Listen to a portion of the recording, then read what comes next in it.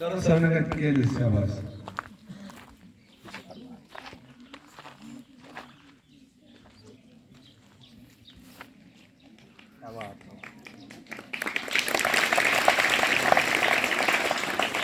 शाबाश शाबाश। इधर जिन्होंने ये स्कार्फ पहनने के योग्य मुझे भी बनाया और आप ही के कारण से स्काउटिंग का जो सर्वोच्च पुरस्कार राशि में देखते हैं, तो सर से निवेदन कर रहा हूं, सर आप सभी को आशीर्वाद प्रदान करें।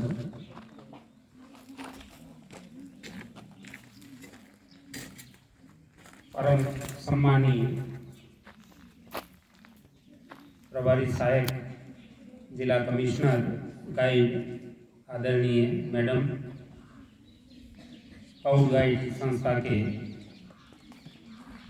आधार सचिव श्री चंद्रकांत जी, मेरे साथ में बहुत समय तक स्काउटिंग का कार्य करते रहे हेमराज जी, रामेश्वर जी, मोहन जी और भी कई सारे साथी, जगदीश जी और अन्य साथी भी हैं, मैं सबका नाम नहीं ले पा रहा हूं, पर आप सभी समर्पित स्काउट रहे हैं। मैं स्काउट गाइड आंदोलन की ओर से आप सबका हार्दिक अभिनंदन और धन्यवाद ज्ञापित करता हूं कि आपने इस संस्था को, इस मिशन को, इस आंदोलन को, जिसे मूवमेंट कहते हैं, इसको चलाने में नित्य निरंतर अपनी ऊर्जा का पूर्ण समर्पण आने वाली इस पीढ़ी को दे रखा है। आप सबका बहुत बहुत स्वागत, अभिनंदन, धन्यवाद। और मेरे सामने जो आने वाली पीढ़ी, इस देश का भविष्य जो सामने दिखे दे रहे हैं, स्काउट्स के रूप में बालक और गाइड्स के रूप में बालिकाएं और जो बहनें इनको साथ दे करके आगे बढ़ा रही है, आप सबका भी मैं बहुत बहुत अभिनंदन करता हूं, स्वागत करता हूं। अनंत शक्ति प्रदान करे, बुद्धि प्रदान करे, जिससे आप जीवन में स्वयं आगे बढ़े और दूसरों का सहारा भी बने रहे। मुझे कल चंद्रकांत जी ने रास्ते में अचानक दिख गए और मिले, तो आपने अभिवादन करते हुए कहा कि सर एक कार्यक्रम हो रहा है बच्चों का, बीच में भी शायद एक बार कोई मीटिंग थी, उस दिन मैं बाहर था किसी काम से, तो आपने कहा और मैंने कहा कि मैं स्काउटिंग के कार्य के लिए मना नहीं कर सकता, और तो कुछ होता तो मना कर देता, पर मैंने आपको कहा बिल्कुल मैं समय निकालूंगा और बच्चों के बीच में आने का प्रयास करूंगा। अभी बात को उस तरफ नहीं ले जाकर के मैं सीधे कार्यक्रम से जोड़ना चाहूंगा। तो सबसे पहले मैं 2-4 पंक्तियां बोलूंगा, उसको आपको बोलना है, ठीक है? एक बार तो मैं बोलूंगा, दीवार पे बैठे 4 कबूतर, आप सुन लीजिए अच्छी तरह से, जो बातें कर रहे हैं वो भी उनको ही बोलना पड़ेगा। फिर मैं बोलूंगा, दीवार पे बैठे 4 कबूतर सुंदर गाना गाए, गुटर गू गुटर गू गुटर गू गुटर गू। इस तरह से 4 कबूतर के बारे में मैं कहूंगा, फिर आपको बोलना है, और जब मैं यूं कहूंगा कि एक कबूतर और आ गया, तो आपको क्या करना पड़ेगा?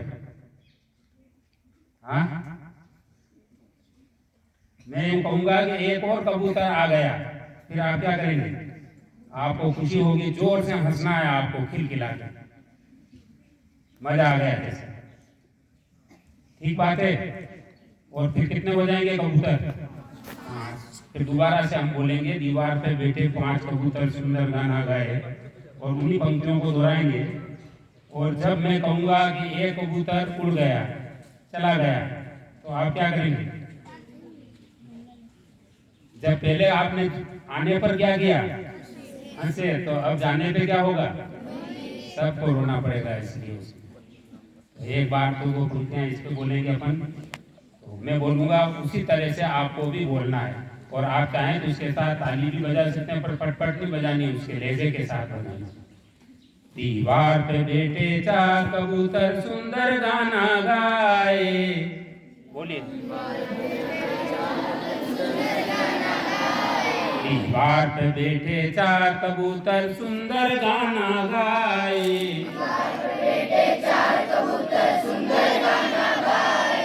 गुटर गु गुटर गु गुटर गु गुटर गु,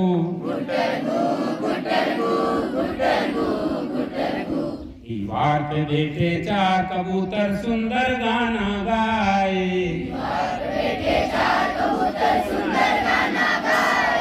गुटर गु गुटर गु गुटर गु गुटर गु, एक कबूतर और आ गया, एक और कबूतर आ गया, तो क्या करेंगे आप? और मुझे नहीं समझाना। अब कितने हो गए? दीवार पे बैठे पांच कबूतर सुंदर गाना गाए, दीवार पे बैठे पांच कबूतर सुंदर गाना गाए, दीवार पे बैठे पांच कबूतर सुंदर गाना गाए, दीवार पे बैठे पांच कबूतर सुंदर गाना गाए, गुटर गु गुटर गु गुटर गु गुटर गु, दो और कबूतर आ गए, क्या करना? शिक्षा में ऐसे ही नंबर करते हैं। दो और कबूतर आ गए,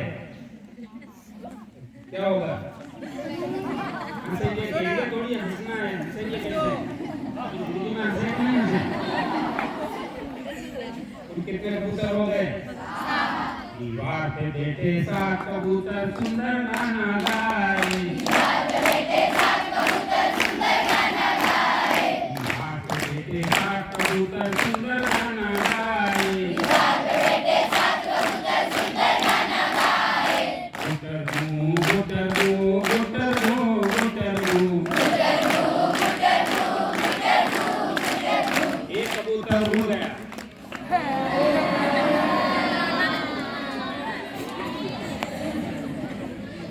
दीवार पे बैठे छह कबूतर सुंदर गाना गाए, दीवार पे बैठे छह कबूतर सुंदर गाना गाए, दीवार पे बैठे छह कबूतर सुंदर गाना गाए, दीवार पे बैठे छह कबूतर सुंदर गाना गाए, गुटर गु गुटर गु गुटर गु गुटर गु, दो और कबूतर आ गए। अब मैं आगे इसको नहीं बढ़ाता हूँ, केवल संकेत के लिए कि आउटिंग इज दिस आउटिंग। घर से बाहर निकलना, घर के बाहर जाकर के जीवन यापन करने का कौशल सीखना, जीना कैसे चाहिए, जिंदगी क्या है और उसकी मस्तियां क्या है, बोझ समझ करके जीवन को नहीं जीना, यही स्काउटिंग है। स्काउटिंग का आशय है हर कार्य को खेलते हुए हंसते हुए कर लेना। हमें ये मालूम नहीं पड़ेगा हमने काम कैसे किया और कब काम कर रहे थे, बल्कि काम को करते हुए भी हम आनंद लेते हुए काम को करें। अभी आपने जो दो पंक्तियां आपने अभी दोहराई थी मेरे साथ, तो क्या सीखने को मिला? कौन बच्चा बताएगा आप में से कि इसमें क्या सीखते गए? आपको पढ़ाई के दृष्टिकोण से देखें तो पढ़ने के दृष्टिकोण से क्या सीख रहे थे इसमें? जा रहे थे इसमें खड़ा होकर के बोल, क्या ज्ञान था, क्या ज्ञान किया था इसमें पढ़ाई का? जोड़ और बाकी का ज्ञान हो रहा था कि नहीं हो रहा था? हम जोड़ भी कर रहे थे छोटे छोटे बच्चों को, जब हम क्लास में जाकर के या कहीं बैठे हैं ग्रुप में और इस तरह से उनको हंसाएं, खेल खिलाएं, तो खेलते खेलते क्या पढ़ सकते हो? कबूतर आ गए, कितने बढ़ गए? 3 कबूतर चले गए, कितने घट गए? तो जोड़बाजी का अभ्यास लगातार साथ साथ करते जाते नहीं जाते। तो दोनों काम, मेरा कहने का आशय यह है कि हम अल्लड़पने में रहें, मस्ती में रहें, और वो मस्ती भी हमारे लिए हमारे जीवन में सुखदायी हो कि जो हमें साधते हुए सदा हुआ इंसान बनाए और अच्छे से हम उसके माध्यम से कई कौशल स्किल्स अपने जीवन में डेवलप कर सकें। मैं छोटा सा परिचय दूंगा क्योंकि कहने के लिए पूरी स्काउटिंग याद आती है तो क्या कहूँ क्या नहीं कहें, वो बहुत सारी बातें हो जाती हैं। तो स्काउटिंग जो है ये आपको जीवन में घर से बाहर विषम परिस्थितियों में, आप घर छोड़ करके अभी यहाँ शेखावत पार्क आ गए, सपोज आपको कह दिया जाएगा अब आपको घर जाना ही नहीं, 4 दिन यही रहना है और यही खाना बना करके खाना है और रात को यही सोना है, तो आपको कैसा लगेगा? पीछे जो पीले ड्रेस में बैठे बच्चे उनको यही रहना है और अब घर नहीं जाना है और यहाँ पर ही भोजन बना करके ना खाना बनाना है, खाना है, पीना है, सब काम आपको यही करने हैं। तो आपको कैसा लगेगा? कर लोगे क्या? थोड़ा सा अजीब लगेगा। क्यों लगता है अजीब? शुरुआत से हम अब हमारे स्कूल आते हैं, स्कूल से वापस घर की और रवाना हो जाते हैं, घर जाते हैं और अचानक से वापस किसी दूसरी जगह पर रहेंगे, थोड़ा सा अजीब लगने का कारण यह है कि आपके सारे कार्य आपके घर वाले करते हैं।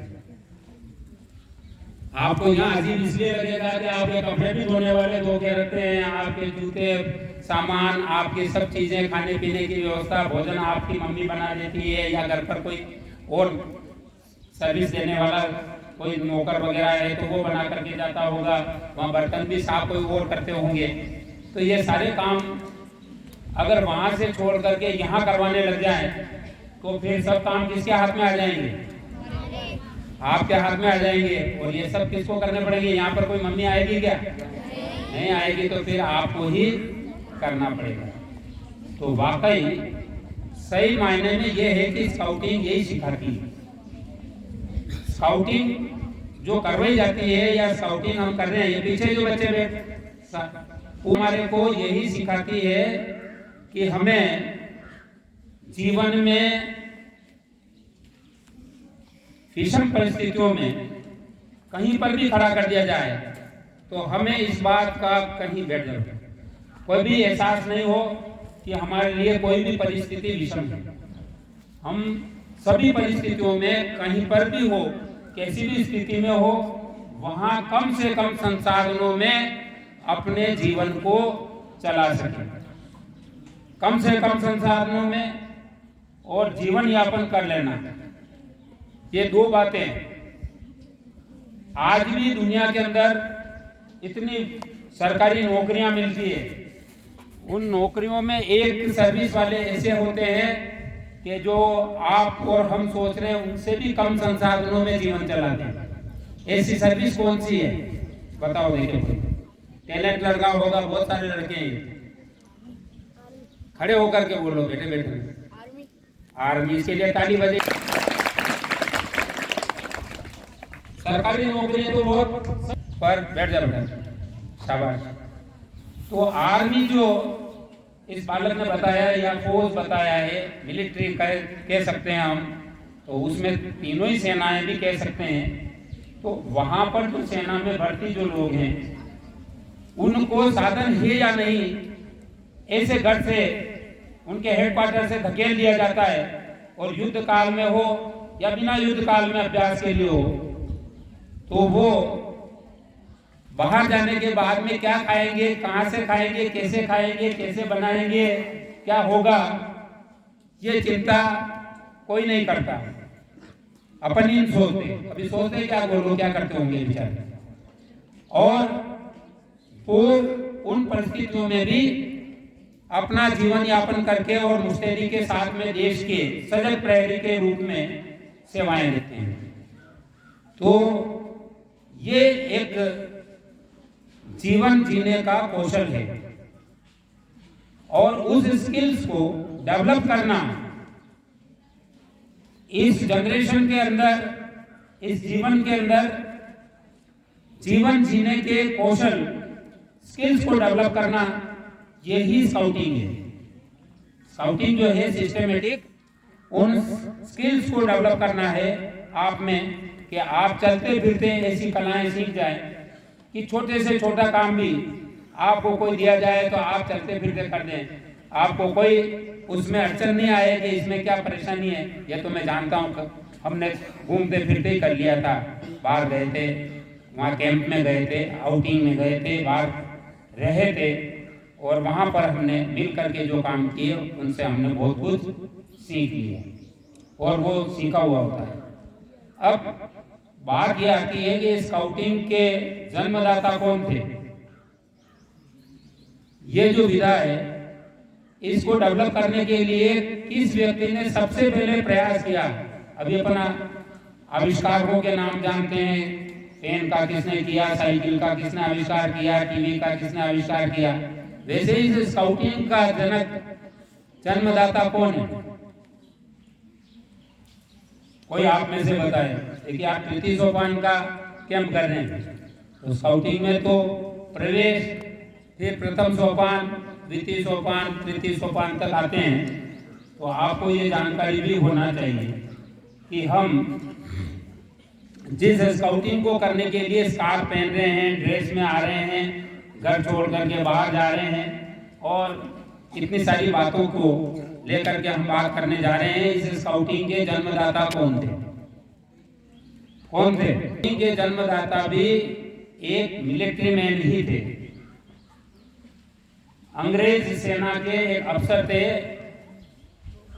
जो सेना के अधिकारी होते हुए भी मनोविज्ञान के अंदर अत्यधिक रुचि रखने वाले थे, और वो अधिक रुचि रखते थे। मैं आपको इसका इतिहास संक्षिप्त में बता रहा हूँ, क्योंकि समय बहुत लंबा हो जाता है, एक विषय पर बोलते एक दिन भी निकल जाता है, तो उसके बारे में आप साहित्य से पढ़ेंगे। वो जो मिलिट्री के अंदर एक अधिकारी थे, उनका नाम था लॉर्ड बेडन पावल। क्या नाम था? सब बोलेंगे, जो बातें कर रहे हैं उनको भी इसको बोलना है, लॉर्ड बेडन पावल। ये कौन थे? स्काउटिंग के जन्मदाता। स्काउटिंग की जो विपरीत परिस्थितियों में सेना की कमान संभालते थे, लेफ्टिनेंट जनरल थे, और सेना को युद्ध क्षेत्र में साहस दिलाना, उनका मैनेजमेंट करना, उनकी व्यवस्था देखना, विषम परिस्थितियों में उनको संभाल करके रखना और हौसला बढ़ा करके उनको लड़ने के लिए आगे बढ़ाना, ये सब काम वो करते थे। तो उनको कई जगह बहुत सारी बातों में दिक्कतें आती थी, और दिक्कतों में ऐसा था कि कुछ समाचार एक जगह से दूसरी जगह भेजने थे, कोई बात एक जगह से दूसरी जगह, दुश्मन के सैनिक भी सामने बैठे हैं, वो लड़ने के लिए उस पहाड़ी के उधर हैं, इधर अपनी सेना है, और उधर से कोई समाचार अपने को प्राप्त करना है, या अपना समाचार वहां तक पहुंचाना, किसी व्यक्ति को अपन ने गुप्त रूप से भेज रखा है, गुप्तचर के रूप में, तो उसको समाचार पहुंचाना है, तो किसका सहारा लिया जाए, कैसे लिया जाए। तो उन्होंने वहां पर रहते हुए कई तरह से अपना दिमाग लगाया कि ये काम कैसे संभव होता है। तो वहाँ गडरिए, भेड़े चराने वाले जो लोग थे, उनको देखे, और उनमें कुछ बच्चे थे, तो उन लोगों से उन्होंने बात की, मेरा ये काम है, तुम कर सकते हो क्या? आदमी ने काम तो किया, पर वो झिझकता था, हिचकता था। फिर उन्होंने किसी बच्चे को कहा, तो बच्चे से कहा उन्होंने, तो उसने कहा मैं करके आ जाऊंगा, कि तू इस तरह से कपड़े बदल करके और जा करके गुप्तचर के रूप में मेरा ये संदेश वहाँ दे के आए, पर्ची दे के आए, या कोई काम करके आए। बच्चे गए, और वो बच्चा जा करके काम करके सफलतापूर्वक आ गया। तो उन्होंने छोटे छोटे ऐसे कई सारे प्रयोग उस समय किए और करते रहे। उन्होंने देखा कि जंगलों में रहने वाले लोग बहुत सशक्त होते हैं, सुदृढ़ होते हैं, और छोटी छोटी स्किल्स जो उनके पास में होती है, कलाएं होती है, कौशल होते हैं, वो ज़्यादा होते हैं। आपको कह दो गुलाटी चलाना तो आपको नहीं आता है, आप कहते रस्सी यहाँ बांध करके आपको एकदम इस महुए के पेड़ पर ऊपर चढ़ना है तो आपको नहीं आता, और यहाँ गांव का बच्चा हो तो अभी दौड़ करके इधर उधर हो करके चढ़ जाएगा और उनके डालों पर कूदने लग जाएगा।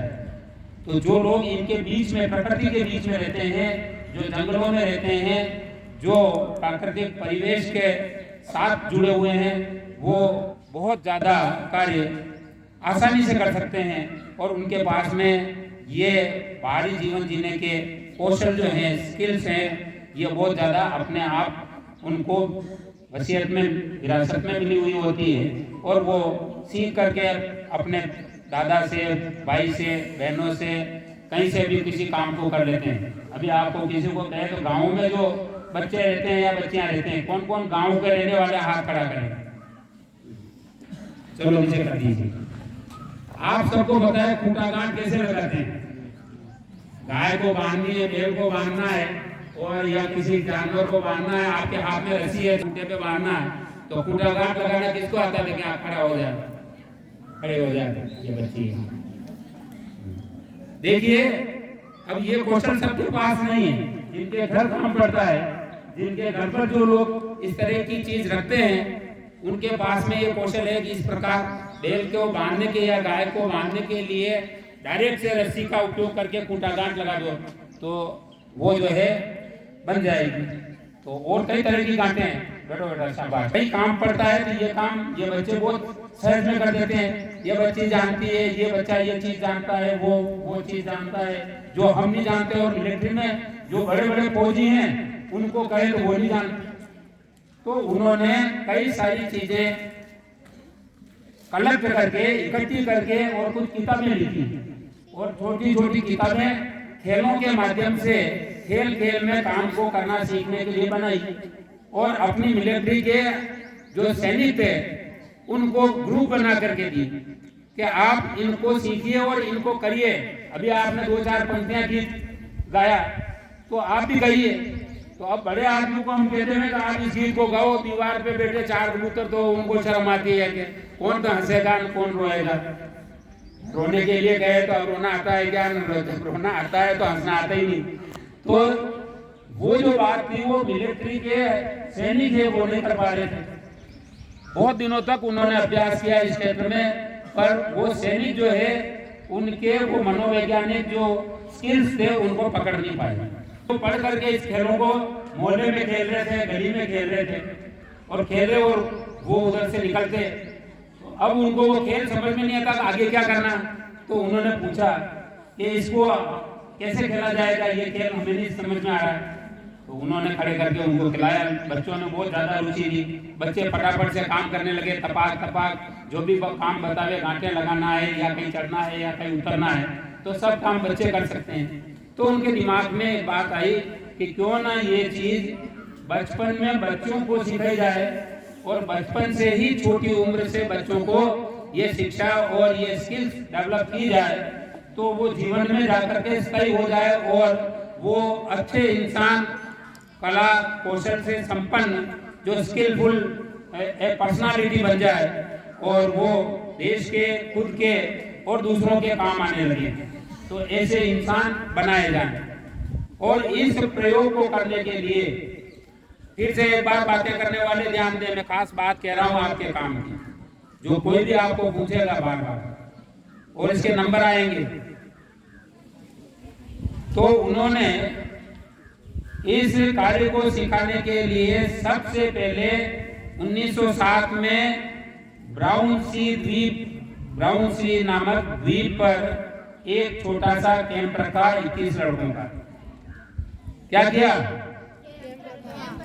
आज आप कैंप में आए होंगे। ऐसे सबसे पहले 21 बच्चों का एक कैंप रखा था उन्होंने 7 दिन का। और 7 दिन तक उन बच्चों को वहां रख करके उन्होंने स्काउटिंग किए, ये छोटे छोटे खेल खिला करके और उनके माध्यम से जो भी कलाएं हैं, जो कौशल हैं, जो सीखने जैसी चीजें थी वो उनको सिखाई। और वहां पर उन बच्चों को सीखने के बाद उन्होंने अपने शिष्य के रूप में दीक्षा दी। आप भी स्काउटिंग में आते हैं तो आपका प्रवेश का बेज होता है।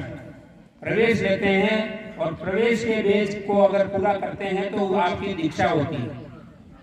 आपको ये आश्वस्त हो जाए कि मैं स्काउटिंग करना चाहता हूँ, अच्छी चीज है, मुझे करना चाहिए, सीखना चाहिए और मैं इसे स्वीकार करता हूँ। तो जो स्काउट मास्टर साहब आपको दीक्षा देते हैं, स्कार्फ पहनाते हैं, वो जीवन पर्यंत आपके स्काउट के गुरु होंगे, वही आपके गुरु रहते हैं।